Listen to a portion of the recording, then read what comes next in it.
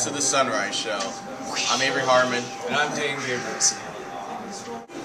Today we'll be discussing the Florida Everglades and its current problems.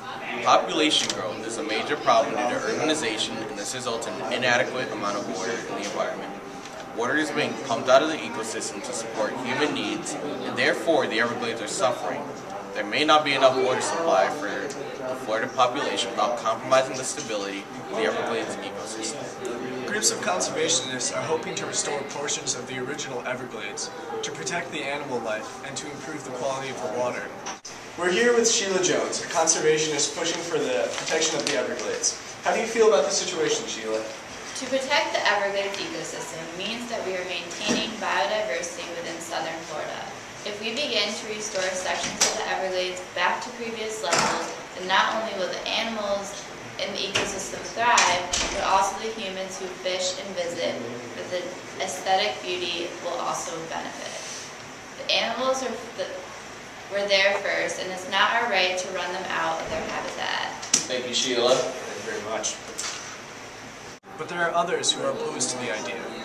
For instance, local sugar farmers have agreed to some limits on phosphorus runoff getting into the water system, but are opposed to changes in water quality regulations. The farmers are more concerned with maintaining their crop yield rather than the health of the Everglades. I'm counting on a high yield this year, and if that means using more fertilizer, even at the expense of the Everglades, that's what I'm going to do. My profits decreased by 10% when I didn't use them, and I can't afford to take the risk again. I have a family to support, and if I don't max out on profits, then our kids will go hungry.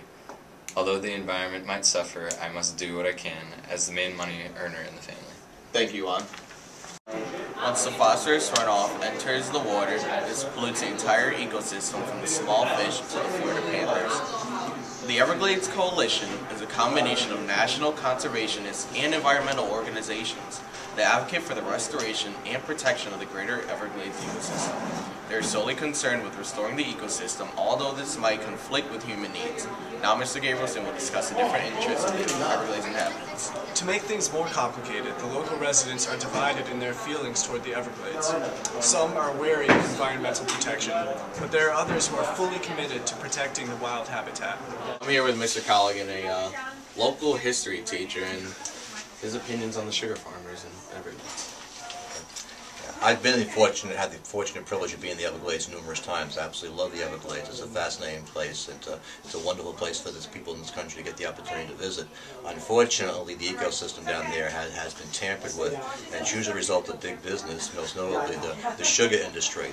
Sugar has made a lot of money for the state, but it's also destroyed a lot of the environment in Florida, especially in the Everglades. If you ever get a chance to go down there, you'll see all these canals. Those canals are not natural. They were made by the sugar industry, and that clearly upset the flow of water. Once you have upset the flow of water and divert water, you upset obviously all the resources, the natural resources, the live animals that live in the habitats there, and that unfortunately has had a negative toll on the environment down there. So who bears responsibility? The state bears responsibility for allowing it to happen. The sugar industry bears responsibility for doing what they did, and now somehow you need to get them together. The federal government has allocated a lot of money for it. Unfortunately, just as in Katrina, a lot of people don't wind up seeing the money. So I'm sure bureaucracy has had an impact here, and then the fact that the money that has been allocated hasn't been able to be used, and they obviously need to get their all. Everybody needs to be on the same page: the federal government, the state of Florida, and the industry. Thank you, Mr. Colligan. It's been a pleasure. Okay, well, I'm here with Victor Quirez, who will share his opinion on the Florida Everglades. I disagree with Florida pumping water out of the Everglades because it decreases biodiversity. Thank you. Those opposed to it are more concerned for safety and clean drinking water. Now, the general feeling is that somebody needs to just take charge of the situation. And in the words of Everglades supporter Terry Rice, we're just trying to please everybody, and nothing is getting done. It's just a big mess. I like the alligators down there. There you have it. I'm here with Florida local Jeb Edwards, and he has an opinion about the Florida Everglades. I think they need to stop taking water out of the damn Everglades. Could I like going down there on fishing trips for a weekend. Me and my buddies going out there. We going python hunting. Have people let them out of their cage once they grow up and get too big.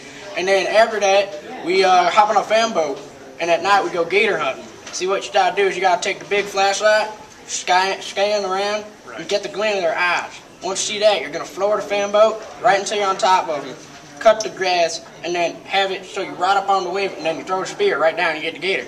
Sit for a week with the whole family, everybody with you. Absolutely. Yeah. I mean, they keep doing that, we're going to lose our way of life down here. It's true. That's how I get my living. There's the perspective. However, there is one option known as the Comprehensive Everglades Restoration Plan, which is designed to capture fresh water heading for the sea and direct it back to the ecosystem to revitalize it. I'm here with Matt Carlson, a student at Chase Collegiate School.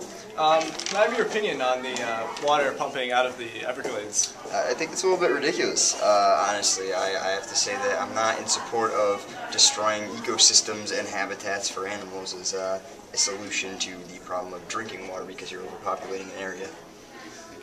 Another issue with the inhabitants of the Everglades ecosystem are the local Miccosukee Indians are interested in restoring the ecosystem but oppose the flooding nearby residents.